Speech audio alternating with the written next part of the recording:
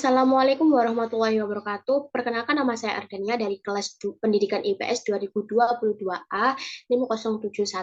Di sini saya akan mempresentasikan hasil kerja saya berupa infografis dari mata kuliah literasi digital.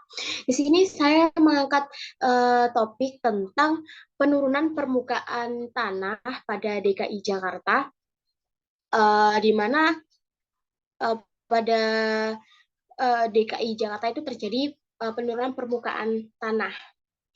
Di sini untuk sistematika pembuatan infografis, saya mengambil visualisasi data dalam metode e-core, yaitu salah satunya inform atau informasi, di mana saya menyampaikan pesan dengan data yang lebih to the point, kemudian ditunjukkan dengan text bold yang besar. Di sini saya menuliskan ide atau topiknya itu dengan penulisan yang saya perbesar. Kemudian saya bold. Selanjutnya untuk grid layout-nya saya menggunakan 3 section, ada 3 ya. Kemudian untuk pembahasan kali ini saya mengambil judul tentang penurunan permukaan tanah DKI Jakarta yang terancam tenggelam. Mengapa DKI Jakarta terjadi penurunan permukaan tanah yang DKI Jakarta akan berpotensi terancam bisa tenggelam. Jadi saya mengambil dari beberapa sumber bahwasanya sekitar 40% wilayah DKI Jakarta berada di bawah permukaan laut.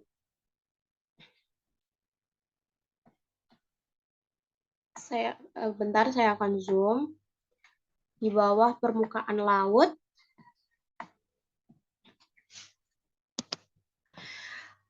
Karena terjadi penurunan tanah sekitar 5-10 cm yang disebabkan oleh eksploitasi berlebihan pada air dan beban bangunan.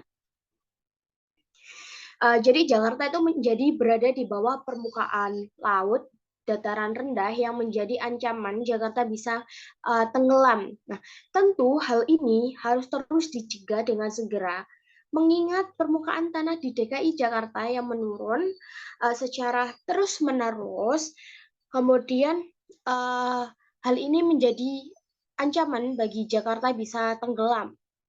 Penurunan permukaan ini bisa membawa dampak buruk bagi lingkungan sekitar, seperti banjir bandang serta kerusakan pada infrastruktur pada DKI Jakarta.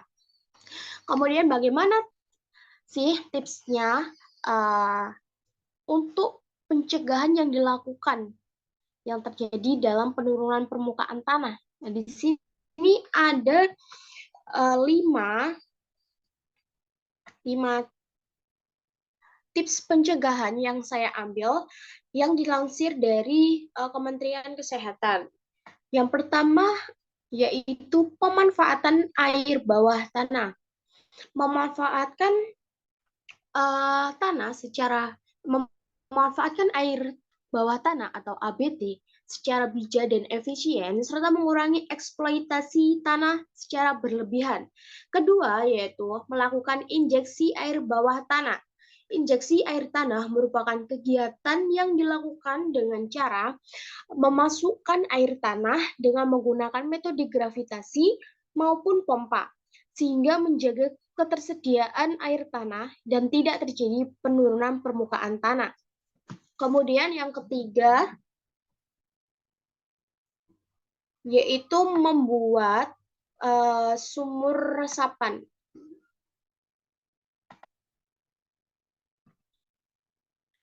Sumur resapan merupakan cara yang dilakukan dengan menampung atau untuk menampung dan mengelola air dengan cara membuat lubang pada permukaan tanah. Nah, tujuannya untuk menampung air hujan yang kemudian akan dialirkan ke dalam tanah, sehingga akan menjaga ketersediaan air tanah. Kemudian yang keempat, itu ada prinsip rain water harvesting.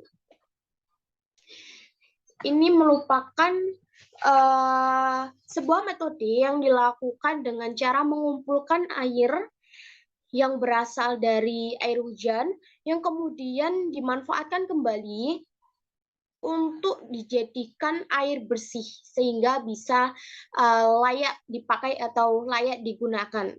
Kemudian yang kelima yang terakhir yaitu pembangunan ruang terbuka hijau. Nah, pembangunan layak terbuka hijau ini dapat mencegah terjadinya banjir dan juga serta bisa meningkatkan efisiensi dari air tanah. Karena kenapa? Karena kan pembangunan terbuka hijau ini dapat meresap air hujan yang menyebabkan banjir tersebut. Karena kita lihat bahwasannya Jakarta itu penuh dengan bangunan-bangunan yang sulit untuk menyerap air dan juga kekurangan daerah resapan. Nah, banyaknya air hujan ini atau banjir dapat menyebabkan terjadinya penurunan tanah juga karena uh, seperti halnya kayak terjadi hujan lebat, maka banyaknya air yang menggenang pada tanah biasanya. Nah, kenapa kok tanah itu sulit untuk meresap banyaknya air-air tersebut? Karena pori-pori tanah itu tidak bisa menyerap air ke dalam tanah karena air yang ada itu sangat banyak dan juga sangat berlebihan karena tanah pori-pori tanah sehingga pori-pori tanah itu tidak bisa menyerap air yang secara berlebihan. Nah, tekanan-tekanan yang terjadi dari air hujan itu membuat tanah menjadi semakin turun permukaan tanahnya.